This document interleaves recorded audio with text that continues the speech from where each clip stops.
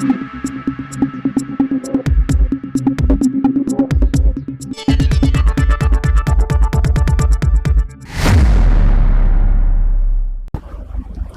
সময় বাংলা সংবাদে আপনাদের স্বাগত। আপনাদের সাথে আমি প্রীতি।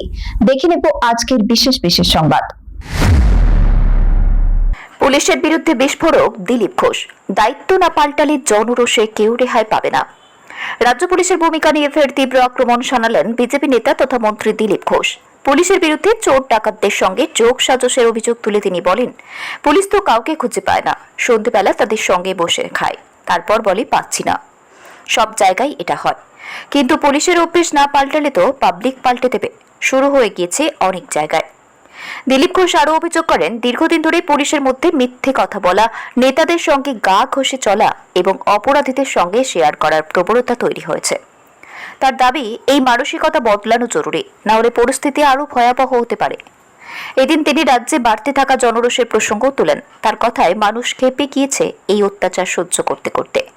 পুলিশ মানুষকে বাঁচাবে, কিন্তু পুলিশকে কে বাঁচাবে? চারিদিকে যা ঘটনা ঘটছে তাতে মানুষ রাস্তায় নেমে আসছে। একই সঙ্গে তিনি অভিযোগ করেন, রাজ্যের বিভিন্ন অপরাধমূলক ঘটনার সঙ্গে পুলিশের নাম জড়িয়ে পড়ছে বলেও খবর পাচ্ছেন তারা। শুধু পুলিশ নয়, প্রশাসনের একাংশের বিরুদ্ধেও সরব হন দিলীপ ঘোষ।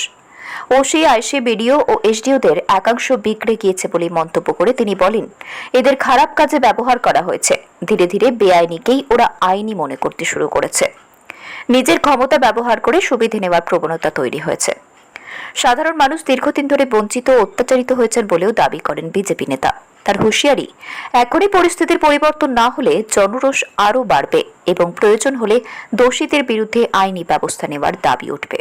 রাজগঞ্জের প্রাক্তন বিডিও প্রশান্ত বর্মন মদ্যপ অবস্থায় গাড়ি চালাতে গিয়ে একজনকে ধাক্কা মারে, সেই ঘটনায় গ্রেফতার করেছে। পুলিশ খুঁজছিল, পাচ্ছিল না। পুলিশ তো কাউকে খুঁজে পায় না, তাদের সঙ্গে সন্ধ্যাবেলা বসে খায়, সে বলছে পাচ্ছি না খুঁজে। সব জায়গায়, আমার এখানে মেদিনীপুরে এই সমস্যা আছে। তো পুলিশের অভ্যাস না পাল্টালে তো পাবলিক পাল্টে দেবে, শুরু হয়ে গেছে কেন বিভিন্ন জায়গায়।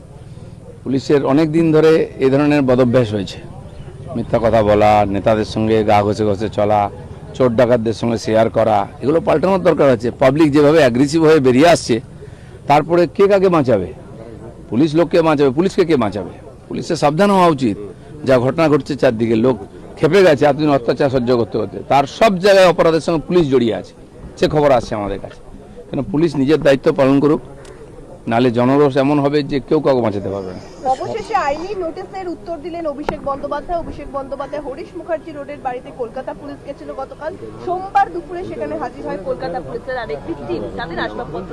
যেখানকার কিছু অনিয়ম আছে সেখানে নোটিশ দেওয়া হয়েছে, তার সঙ্গে বাকি যে কাজ আইনগতভাবে সেটা পুলিশ করবে, তার সে অধিকার আছে। স্বপন কামিল্লা খুনের ঘটনায় এই বিডিও প্রশান্ত বর্মনের বিরুদ্ধে চার্জশিট দেওয়া হয়নি, এবং তারপরে সেখানে যে গেট প্যাটার্ন দেখা যাচ্ছে, সেখানে গেট প্যাটার্নে দেখা যাচ্ছে প্রশান্ত বর্মনকে বডিটা তুলতে গাড়িতে, অথচ তাকে চার্জশিট। আপনারা বুঝতে পেরেছেন কেন এই অফিসাররা বিগড়েছে? সে ওসি হোক, আইসি হোক, বিডিও হোক, এসডিও হোক, এটা বিগড়েছে কেন? এদেরকে ব্যবহার করা হয়েছে খারাপ কাজে, আর ধীরে ধীরে ওটাকে ওরা স্বাভাবিক মনে করেছে। বেআইনিটাকে আইন মনে করা, নিজের অধিকার ফলিয়ে সব জায়গায় সুবিধা নেওয়া, সব জায়গায় সাধারণ মানুষ বঞ্চিত হয়েছে, অত্যাচারিত হয়েছে। এখন তো কমপক্ষে ঠিক হওয়া উচিত, নাহলে এদেরকে গ্যারেজ করা হবে সব কটাকে, বা আইনের হাতে দিতে হবে।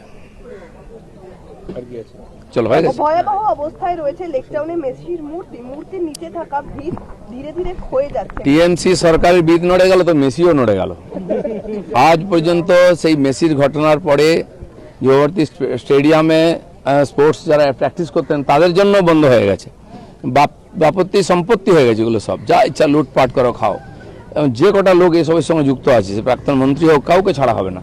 যেভাবে মানুষের সঙ্গে দুর্ব্যবহার করা হয়েছে, ধোকা দেওয়া হয়েছে, টাকা পয়সা নয় ছয় হয়েছে, লুট চলেছে, পরিবারের লোকেদের নিয়ে এসে ছবি তোলা হয়েছে, এটা যেন ফ্যামিলি প্রোগ্রাম হয়ে গেছে, বার্থডে পার্টি। মেসির মতো একজন ইন্টারন্যাশনাল প্লেয়ার, তাকে যেভাবে অপমান করা হয়েছে, মিসইউজ করা হয়েছে, এটা আমাদের কাছে খুবই লজ্জার, দুঃখের। সেজন্য সবাই সাজা পাবে। লাস্ট প্রশ্ন, বেহালা সুরসুরা থানা এলাকায় নাবালিকাকে গণধর্ষণের অভিযুক্ত 3। ঘটনাটি ঘটেছিল এপ্রিল মাসে, অর্থাৎ তৃণমূল সরকারের সেই সময়ের আমলে, কিন্তু মে মাসে তারা কমিশন গঠন হয়েছে। গত 15 বছরের মহিলা শিশুদের উপরে যে অত্যাচার হয়েছে, সব কিছুর এফআইআর হবে, সব কিছুর ইনকোয়ারি হবে। সেজন্য যারা যেখানে পীড়িত হয়েছেন ভয়ে তখন কমপ্লেন করতে পারেননি, এখন আসুন পুলিশের কাছে যান, কোর্টে যান, কমপ্লেন করুন, সব কিছুর সুবিচার হবে। কলকাতা পুরসভা যে সময়সীমা দিয়েছিল অভিষেক বন্দ্যোপাধ্যায়ের সম্পত্তি সম্পর্কে 7 দিনের, আজকে সেটা শেষ হচ্ছে। পুরসভা দেখবে, সময় দিয়েছে, এটা আইনি ব্যাপার আছে, নিয়মের ব্যাপার আছে, তারা দেখছেন, এই ব্যাপারে আমাদের কিছু বলার নেই।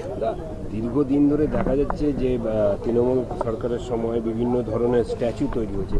সেই স্ট্যাচু তৈরি করতে গেলে যে সকল পূর্ত দপ্তরের আইনানুগ অনুমতি নিতে হয়, সেসব অনুমতি অনুমতির ব্যাপার নেই, হিসাবের ব্যাপার নেই, যেখানে সেখানে স্ট্যাচু বানানো হয়েছে কেবল পয়সা কামাবার জন্য। একটা ফাইবারের স্ট্যাচু করে দিয়ে লক্ষ লক্ষ টাকা লুট করা হয়েছে।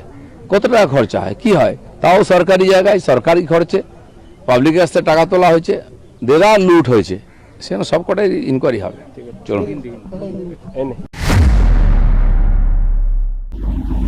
সংবাদ এখনকার মতো এই পর্যন্তই। সঙ্গে থাকুন, দেখতে থাকুন সময় বাংলা।